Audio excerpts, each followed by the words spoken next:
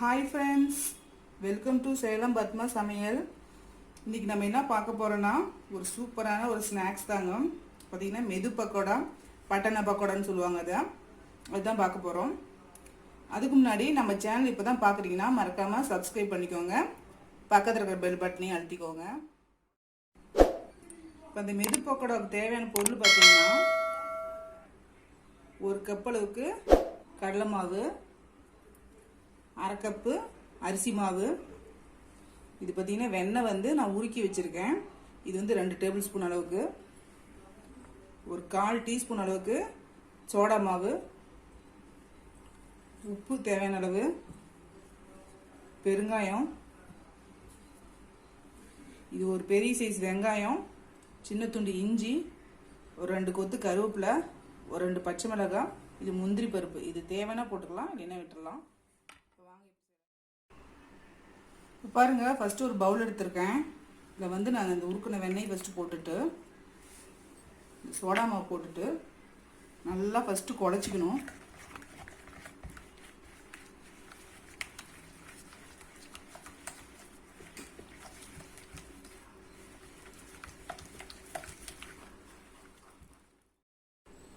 இப்போ இதில் கடலை மாவு,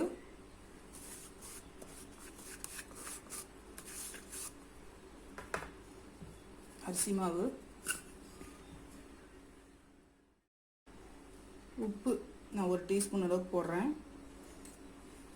இப்போ போட்டுட்டு இது நல்லா பெசரி விட்டுக்கலாம். அந்த பட்டரோட இது நல்லா மிக்ஸ் ஆகணும். இப்போ பாருங்கள், இந்த மாதிரி நம்ம நல்லா பெசரி விட்டாச்சு. இப்போ பெருங்காயம் கொஞ்சம் போட்டுக்கிறேன். போட்டுட்டு இப்போ இந்த வெங்காயம், பச்சை மிளகாய், இஞ்சி, முந்திரி பருப்பெல்லாம் போட்டு நல்லா மிக்ஸ் பண்ணிக்கலாம்.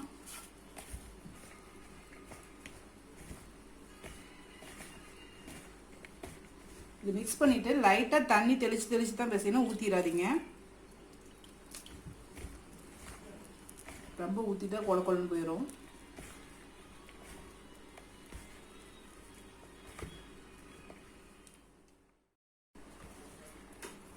பாருங்க, இந்த மாதிரி பதத்துக்கு பிசைஞ்சிடணும்.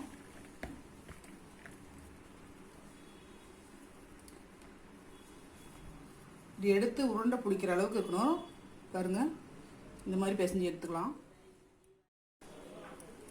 பாருங்க, இந்த மாதிரி ரொம்ப டைட்டாக பிடிக்காம லைட்டாக ஒரு உருண்டை மாதிரி பிடிச்சிக்கலாம். இந்த மாதிரி ஒரு லெமன் சைஸ்க்கு இந்த மாதிரி பிடிச்சிக்கணும். இந்த மாதிரி எல்லா மாவையும் பிடிச்சிக்கலாம். இப்போ பாருங்கள், அந்த மாவு எல்லாமே நம்ம அந்த மாதிரி ஒரு மாதிரி பிடிச்சாச்சு. இப்போ நம்ம ஆயிலில் போட்டு பொரிச்சு எடுத்துக்கலாம். இப்போ பாருங்கள், நான் ஒரு கடாயில் ஆயில் ஊற்றி வச்சுட்டேன். இப்போ ஆயில் பார்த்தீங்கன்னா ஹீட் ஆனதுக்கப்புறம் சிம்மில் வச்சிடலாம். ஃபுல்லாக குறைச்சிடலாம்.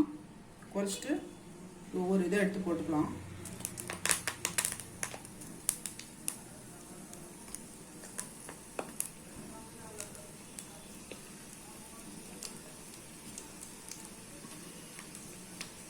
இப்போ லைட்டாக கொஞ்சம் இன்க்ரீஸ் பண்ணிக்கலாம். மீடியமாகவே இருக்கட்டும். லோலேருந்து கொஞ்சம் மீடியம் ஃப்ளேமில் இருக்கட்டும். அப்போ தான் உள்ளே நல்லா வேகும். திருப்பி விட்டுக்கலாம். மெதுவாக திருப்பி விட்டுக்கணும்.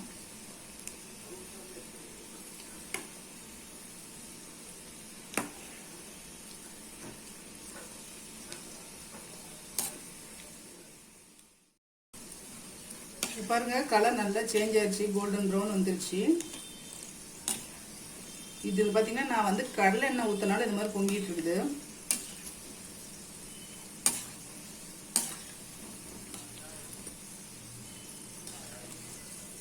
அவ்வளோதாங்க, ரெடி ஆயிடுச்சு. நம்ம மெது பக்கோடா ரெடி. எல்லாத்தையும் எடுத்துடலாம்.